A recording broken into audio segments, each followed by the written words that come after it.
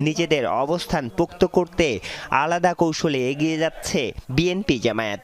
এক দলের নেতারা ছাড় দিয়ে কথা বলছেন না অন্য দলের কর্মকাণ্ড নিয়ে। এই চাঁদাবাজের বিরুদ্ধে কথা বলার কারণে কারোর গায়ে লাগছে, আমরা কিন্তু কোনো নাম বলতেছি না। তা আপনাদের গায়ে লাগে কেন? 5ই আগস্টের পর ইসলামী ব্যাংক কিভাবে গ্রাস করে নিল একটি রাজনৈতিক দলের অনুসারীরা, তাহলে আজকে কোন মুখে বলছেন এক চাঁদাবাজ পালিয়েছে, আরেক চাঁদাবাজকে কেউ দেখতে চায় না? কোনো কোনো ক্ষেত্রে কর্মীরাও জবাব দেওয়ার চেষ্টা করছেন শরীরী ভাষায়। বিভেদ কথার ভাষা ছাড়িয়ে রূপ নিয়েছে ছোটখাটো সংঘর্ষেও। নেতারা অবশ্য বলছেন আদর্শগত দিক থেকে বিএনপি এবং জামায়াত আলাদা।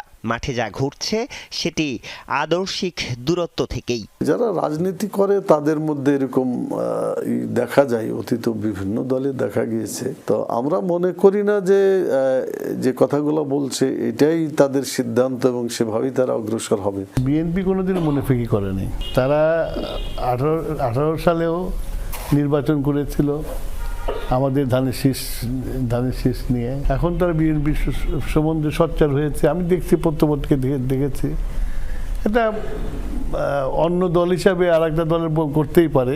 বিএনপি মধ্যপন্থী গণতান্ত্রিক দল হিসাবে সামনে রাখছে মুক্তিযুদ্ধের চেতনা। তাছাড়া সংগঠন হিসেবেও কলেবর অর্থাৎ সমর্থক গোষ্ঠী যে বিপুল তা বারবার প্রমাণিত। তাই জামায়াতকে আর যাই হোক নির্বাচনের প্রতিদ্বন্দ্বী মনে করেন না নেতারা। বিএনপি মুক্তিযোদ্ধার দল, সেই মুক্তিযোদ্ধার দল আর যাই কিছু হোক, যারা মুক্তিযুদ্ধের বিরোধিতা করেছে, যারা মুক্তিযুদ্ধের বিরোধিতা করে এখন পর্যন্ত ক্ষমা চায় নাই, তাদেরকে প্রতিদ্বন্দ্বী মনে করে না।